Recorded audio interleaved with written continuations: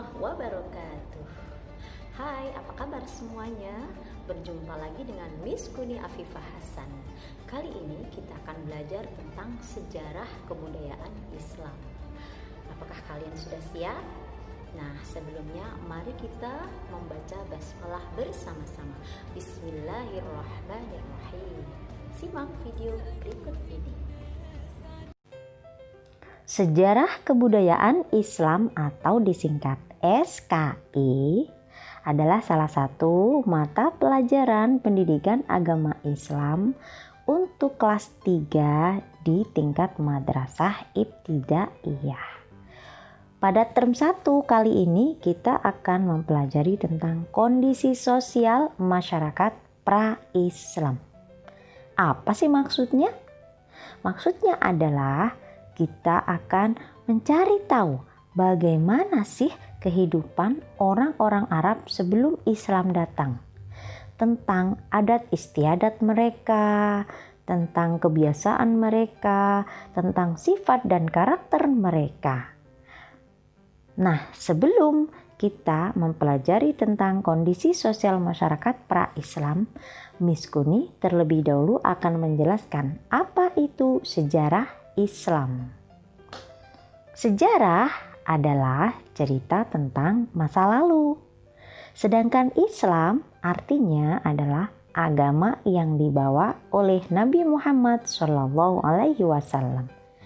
Kalau begitu, sejarah Islam adalah cerita tentang Islam di masa lalu. Nah, pada pelajaran SKI ini kita akan banyak bercerita tentang Nabi Muhammad, tentang agama Islam, tentang orang-orang Arab pada zaman dahulu. Kemudian Nabi Muhammad itu keturunan siapa sih? Nah, Nabi Muhammad adalah pembawa ajaran Islam. Beliau berasal dari bangsa Arab, yaitu dari suku Quraisy. Nabi Muhammad bukan orang Amerika, bukan orang Australia atau orang Indonesia, tapi beliau adalah berasal dari bangsa Arab, yaitu suku Quraisy. Nabi Muhammad dilahirkan di sebuah kota yang bernama Makkah. Kota Makkah berada di negara Arab. Di kota ini Ka'bah dibangun oleh Nabi Ibrahim. Jadi, sebelum Nabi Muhammad lahir, Ka'bah sudah ada di kota Makkah. Bagaimana? Kalian sudah mengerti? Nah, anak-anak, ternyata di Arab itu juga banyak suku, sama seperti di Indonesia. Ada suku Jawa, ada suku Batak, ada suku Sunda, dan sebagainya. Nah, Nabi Muhammad berasal dari bangsa Arab, suku Quraisy. Nah, lalu bagaimana sih kehidupan bangsa Arab sebelum datangnya Islam? Mari kita saksikan video berikut ini. Sebagian besar tanah Arab adalah berupa padang pasir. Memang ada tanah yang subur, akan tetapi tidak banyak, sehingga sangat sulit untuk menemukan tanah yang subur dan terdapat sumber air. Karena itulah bangsa Arab hidup secara berpindah-pindah dari satu tempat ke tempat lain untuk menemukan tanah yang subur. Ketika di suatu tempat itu sumber air telah habis, maka mereka harus berpindah ke tempat lain untuk menemukan tempat subur yang baru. Itulah kenapa mereka disebut masyarakat nomaden, artinya berpindah-pindah. Tidak jarang mereka bahkan harus berperang dengan sesama bangsa Arab untuk berebut menguasai daerah yang subur.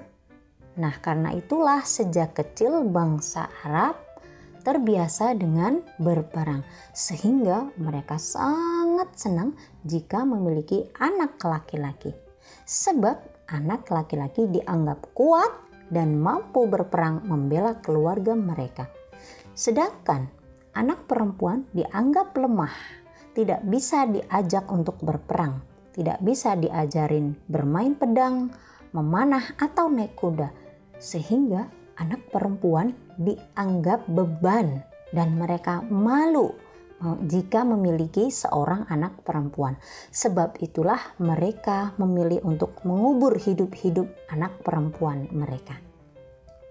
Selain itu, dalam kepercayaan atau agama mereka dikatakan bahwa anak perempuan itu adalah pembawa kemiskinan. Jika memiliki anak perempuan, mereka akan sengsara hidupnya, susah hidupnya, dan hina.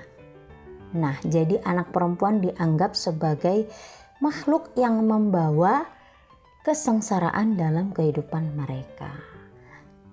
Begitulah kehidupan bangsa Arab sebelum Islam.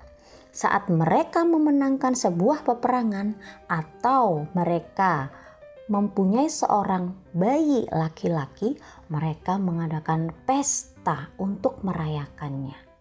Dalam pesta itu mereka bermabuk-mabukan, bersenang-senang, menari dan berjudi. Mereka juga belum mengenal Allah. Mereka menyembah berhala atau patung-patung yang mereka jadikan Tuhan.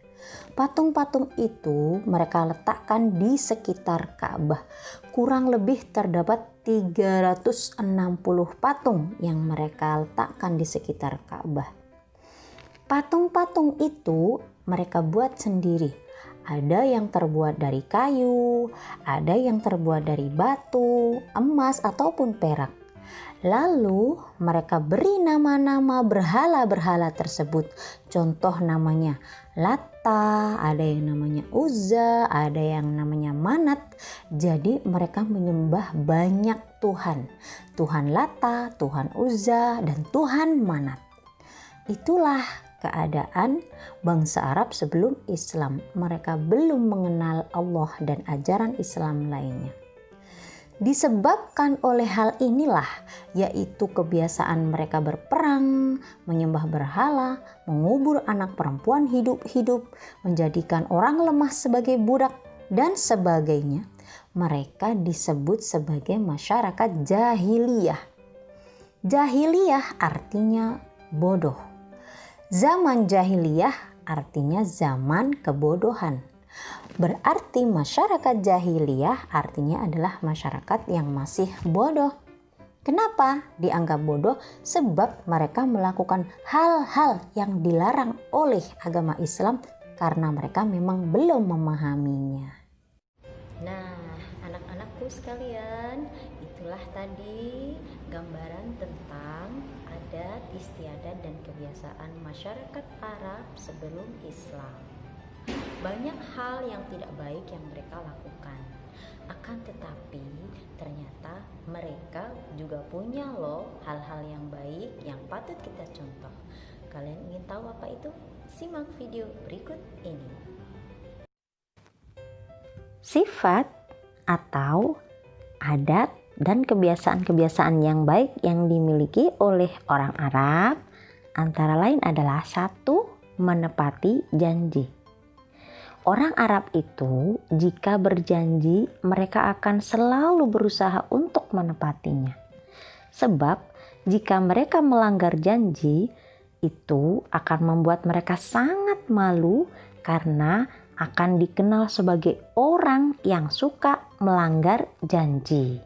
Dan itu adalah sesuatu yang tidak disukai oleh orang-orang Arab. Lalu yang kedua, bangsa Arab juga sangat menghormati tamu. Ketika mereka menerima tamu, mereka akan melayani tamunya dengan sangat baik. Segala macam hidangan akan mereka berikan untuk menghormati tamu mereka. Kemudian, kelebihan lain bangsa Arab adalah mereka sangat kuat dan juga pemberani. Mereka tidak takut terhadap apapun. Sebab mereka sudah terbiasa hidup di padang pasir dan berperang dengan sesama bangsa Arab untuk mempertahankan diri. Nah, itulah salah satu kelebihan bangsa Arab. Yang keempat, ternyata orang-orang Arab ini sangat setia kepada suku atau kelompoknya atau keluarganya. Jika ada salah satu anggota suku atau anggota keluarga yang disakiti oleh suku lain, maka seluruh anggota suku atau anggota kelompok itu akan membela saudaranya yang disakiti oleh suku yang lain. Sehingga tidak jarang terjadi peperangan antar suku untuk membela masing-masing anggota keluarganya. Yang kelima, kelebihan bangsa Arab adalah mereka juga pandai bersyair atau berpuisi. Mereka suka membuat syair dan puisi, lalu mereka bacakan syair itu di tempat-tempat yang ramai, seperti di pasar dan sebagainya. Syair atau puisi bangsa Arab ini memang sudah dikenal oleh seluruh dunia bahwa syair orang Arab memang sangat bagus. Apalagi ya kebaikan bangsa Arab? Ternyata mereka memiliki daya ingat yang kuat. Iya, sebab mereka harus menghafalkan namanya sendiri berikut garis keturunannya sampai ke nenek moyangnya. Kenapa? Sebab nama di Arab itu hampir semuanya sama. Yang membedakan adalah nama dari ayahnya, kakeknya, atau buyutnya, dan seterusnya. Misalnya nama Abdullah. Di bangsa Arab ada banyak nama Abdullah.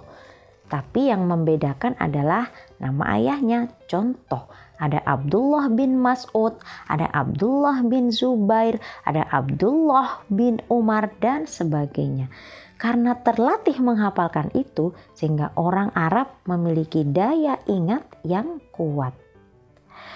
Baiklah anak-anak, kita sudah mempelajari tentang adat atau kebiasaan orang Arab. Ternyata mereka tidak hanya memiliki sifat atau kebiasaan yang buruk, tapi mereka juga memiliki sifat dan kebiasaan yang baik. Baiklah anak-anak, sekarang coba kita ulang kembali. Apa saja kebiasaan baik bangsa Arab? Yaitu 1. Menghormati tamu. 2. Menepati janji. 3. Kuat dan pemberani. Yang keempat, yaitu setia terhadap suku atau kelompoknya. Yang kelima, pandai bersyair atau berpuisi. Dan yang keenam, memiliki daya ingat yang kuat. Kemudian, kebiasaan atau adat istiadat buruk bangsa Arab adalah 1.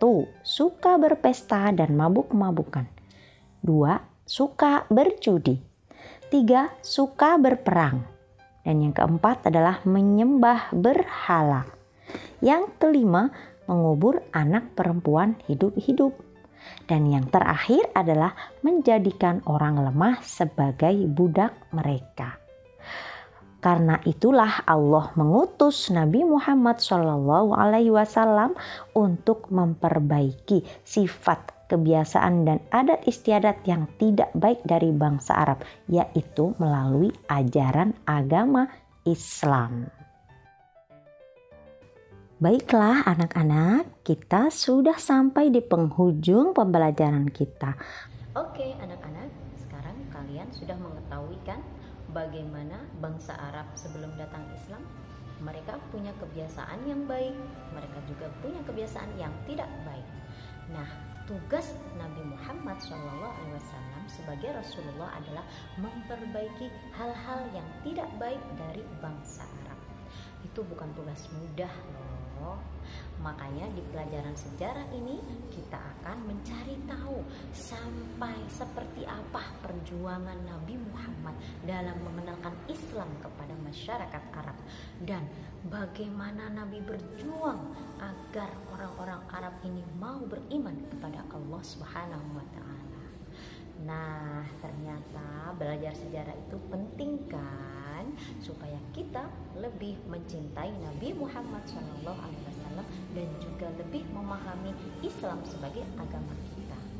Baiklah, sampai di sini pembelajaran kali ini. Semoga bermanfaat. Kita berjumpa lagi dalam pembelajaran berikutnya. Assalamualaikum warahmatullahi wabarakatuh.